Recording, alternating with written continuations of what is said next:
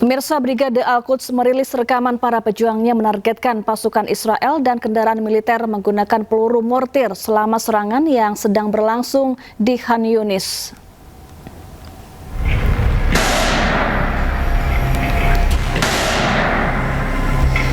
Di tengah gempuran serangan Israel ke Khan Yunis, Gaza bagian selatan, para pejuang dari Brigade Al-Quds tetap gigih melawan Israel.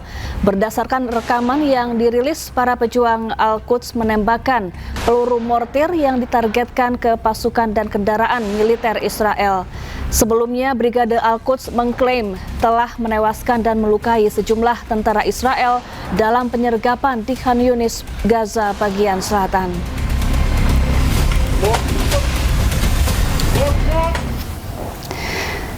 Di tengah keganasannya menyerang Gaza, Palestina, 14 Menteri Zionis meminta Perdana Menteri Israel Benyamin Netanyahu untuk segera mencaplok tepi barat wilayah Palestina yang telah lama diduduki.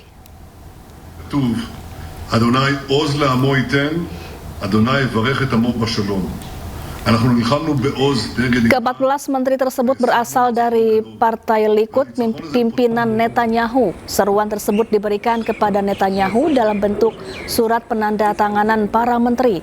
Menurut Menteri Kehakiman Israel, pencaplokan tepi barat ini adalah kesempatan bersejarah yang tidak boleh dilewatkan oleh Israel. Sementara itu, Kerajaan Arab Saudi mengecam keras seruan pencaplokan tepi barat oleh Israel.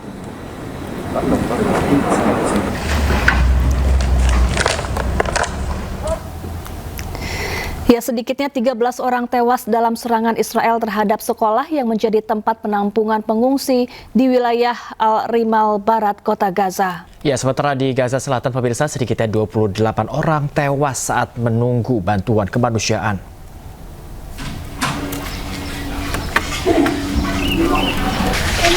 Pemirsa, rekaman menunjukkan bangunan sekolah Mustafa Hafez yang hancur dan digunakan sebagai tempat penampungan para pengungsi. Puing-puing berserakan di lokasi, sementara para pengungsi mencari di antara reruntuhan. Sementara di dekat pusat distribusi bantuan kemanusiaan di koridor Netzarim, Gaza, sedikitnya 20 warga Palestina tewas dan puluhan lainnya luka-luka akibat serangan udara Israel. Rekaman video menunjukkan sekelompok wanita menangis di luar rumah sakit Al-Shifa, serta doa-doa pemakaman dilakukan dan jenazah dibawa. Menurut laporan media, sekitar 28 orang tewas akibat tembakan tentara Israel ketika sedang menunggu bantuan kemanusiaan di bagian tengah dan selatan jalur Gaza.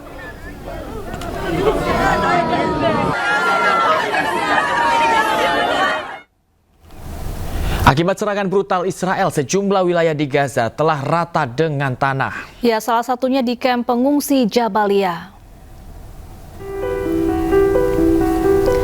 Melalui citra satelit, seperti inilah kondisi terkini dari kamp pengungsi Jabalia di jalur Gaza pasca serangan tanpa henti oleh Zionis Israel. Tampak rumah dan bangunan telah hancur lebur rata dengan tanah. Kondisi ini menjadi pemandangan miris di tengah perundingan gencatan senjata selama 60 hari yang ditawarkan Presiden Amerika Serikat Donald Trump.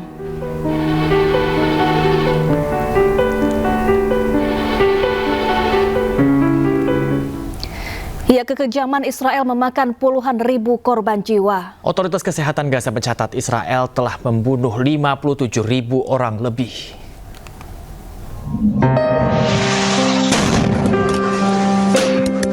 Kebrutalan Israel kepada warga Palestina semakin menjadi-jadi.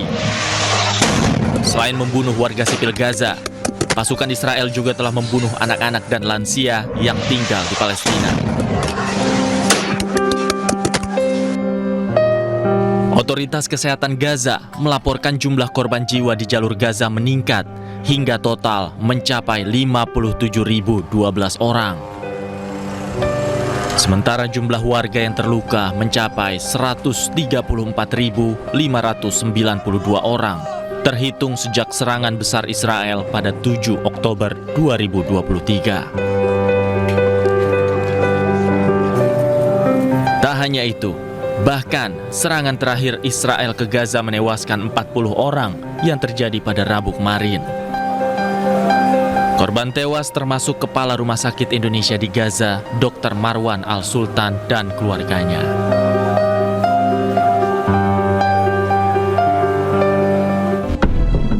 Pemirsa, Brigade Al-Quds merilis rekaman para pejuangnya menargetkan pasukan Israel dan kendaraan militer menggunakan peluru mortir selama serangan yang sedang berlangsung di Khan Yunis.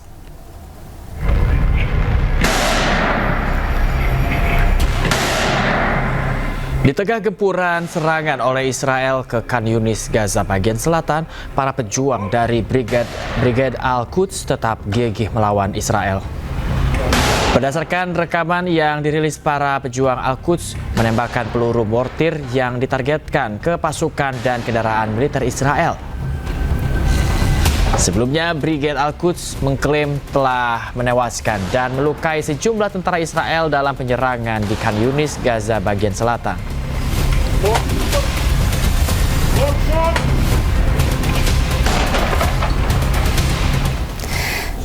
Ya, di tengah keganasannya menyerang Gaza, Palestina, 14 Menteri Zionis meminta Perdana Menteri Israel Benyamin Netanyahu untuk segera mencaplok tepi barat wilayah Palestina yang telah lama diduduki. Ya, ke-14 menteri tersebut berasal dari Partai Likud pimpinan Netanyahu. Seruan tersebut diberikan kepada Netanyahu dalam bentuk surat penandatanganan para menteri. Menurut Menteri Kehakiman Israel, pencaplokan tepi barat ini adalah kesempatan bersejarah yang tidak boleh dilewatkan oleh Israel. Sementara itu, Kerajaan Arab Saudi mengecam keras seruan pencaplokan tepi barat oleh Israel.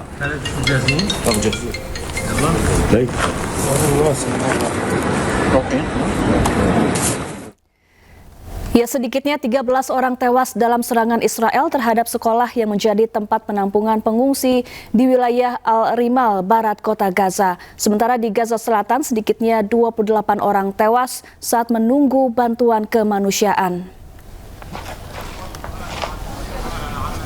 Rekaman menunjukkan bangunan sekolah Mustafa Hafez yang hancur dan digunakan sebagai tempat penampungan para pengungsi. Puing-puing berserakan di lokasi sementara para pengungsi mencari di antara reruntuhan.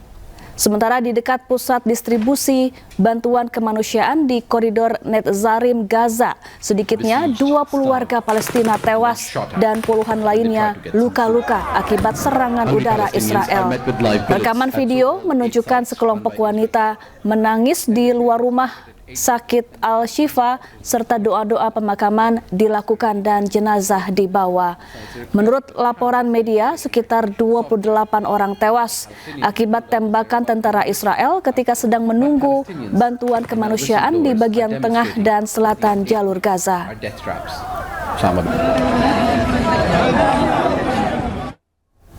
Akibat serangan brutal Israel, sejumlah wilayah di Gaza telah rata dengan tanah. Salah satunya kamp pengungsi Jabalia.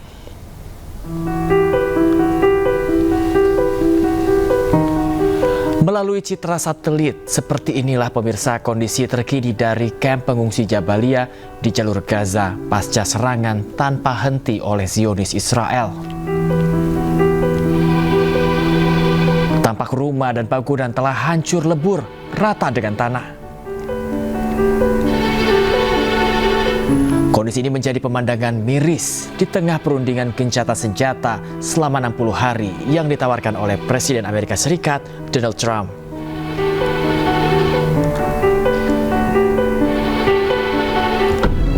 Kita kembali ke informasi tanah air, pemirsa. Bentrokan antara warga dan aparat terjadi saat eksekusi lahan sengketa di Desa Katumbangan Lemo, Polewali Bandar, Sulawesi Barat. Ya, polisi berhasil mengamankan puluhan orang yang diduga sebagai provokator.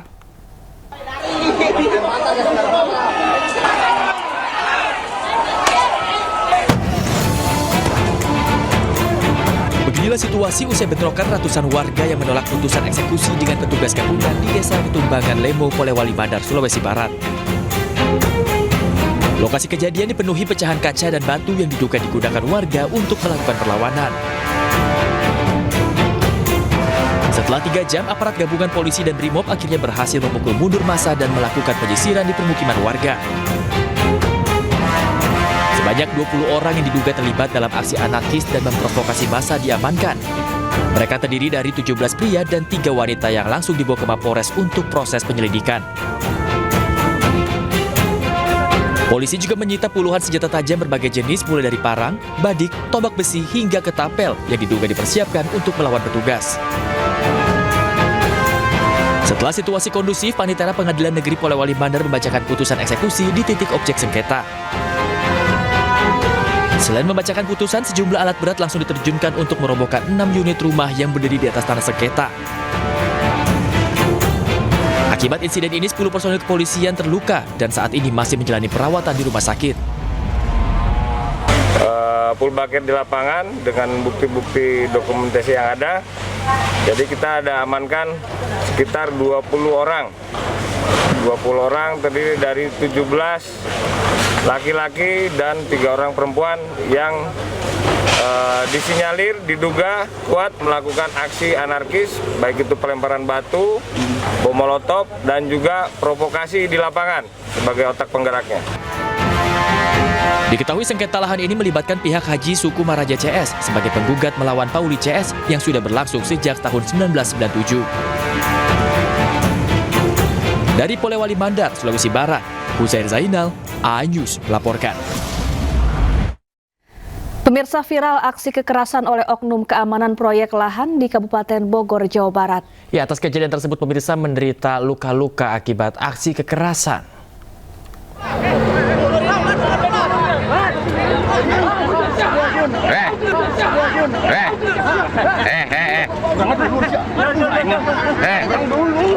Aksi kekerasan yang dilakukan sekelompok orang terjadi di Kabupaten Bogor, Jawa Barat. Seorang warga mengaku menghentikan kegiatan pembuldozeran lahan karena tanah yang disengketa merupakan tanah garapan.